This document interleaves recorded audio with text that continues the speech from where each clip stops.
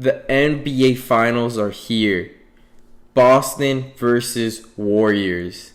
Best of 7. Who will win? Well, I'm here to analyze and predict this matchup and tell you how it's going to go and who has the better team between Boston and the Warriors.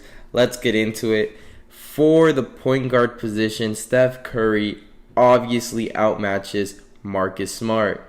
Then, shooting guard Klay Thompson versus Jaylen Brown. I think since Klay Thompson's injury, he obviously has regressed a little bit, and Jaylen Brown has only improved and became more explosive and more consistent. I will take Jaylen Brown over Klay Thompson, but that doesn't mean Klay Thompson's a bad player. I still think he's an all-star caliber player. He just isn't the player he was 3-4 years ago. Now we go small forward, Andrew Wiggins, who is a all-star starter this year, versus Jason Tatum. Now, this is a great matchup for the Warriors. Obviously, Jason Tatum is better than Andrew Wiggins, but Andrew Wiggins on defense can put in a shift against Jason Tatum easily, and we're going to be seeing a lot of those games where Jason Tatum has 19 points, 15 points, and he's having an off night. But the thing about Jason Tatum is he'll come off a 19-point game, and the next game he'll drop 40 points, and you're like, where did that come from? And I'm just like, that's Jason Tatum. He's so inconsistent, but when he comes to play, he's the best guy on the court. Now, power forward, this is basically the experience of both teams, and one of the most important players for both teams. You got Draymond Green and Al Horford, which, for in fact, this is Al Horford's first finals, so that shows the experience the Celtics have for the finals. Now, Draymond Green is more experienced and more valuable, in my opinion, to the Warriors and Al Horford to the Celtics. And I'm going to take Draymond Green here.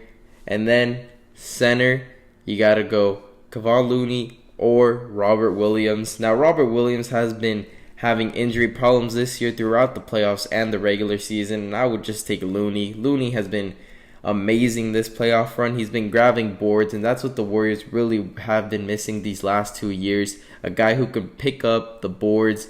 And that has been a problem because this is a three-point shooting team and they're going to miss a lot of shots. And it would really help if they can get a guy on the boards. And Kevon Looney he's come to play, and he's been having games where he has over 20 boards. That shows that that's what the Warriors needed, and they got it, and they have been almost unstoppable. So we'll see how that goes. But I would take Looney over Robert Williams now. And now when you look at the bench, these are two very deep benches. You got guys like Grant Williams, Pritchard, and etc. on the Celtics over here. You got Moody, you got Jordan Poole, all these guys. So this is two deep teams. And I'll be honest, I would take the Warriors bench. The Warriors bench is great. They got Otto Porter, they got Poole, they got Moody, then they got Gary Payton II. These are players that can start on many other teams. And I just think the Warriors, they're deep. And this is why they're here. They've always had this slogan, strength in numbers, and they have it again, strength in numbers. Now, this is how I believe the series will go down. In Game 1, I believe Andrew Wiggins will be the key factor of winning that game. Warriors will win by 10-15 points, and Wiggins will do a job on Jason Tatum, keeping him from 20 points. And they will win Game 1 comfortably, leading up to Game 2, where I believe Tatum will get his revenge game and he will have 30 to 40 points and absolutely be the key factor of a nail-biting win in Game 2 against the Warriors, shocking them in their own home court, tying up the series 1-1, and then we take it to Boston, where I think the Warriors blow out Boston in Game 3, and I think it'll be a big game from Steph Curry and Klay Thompson as well, having the Splash Bros splashing.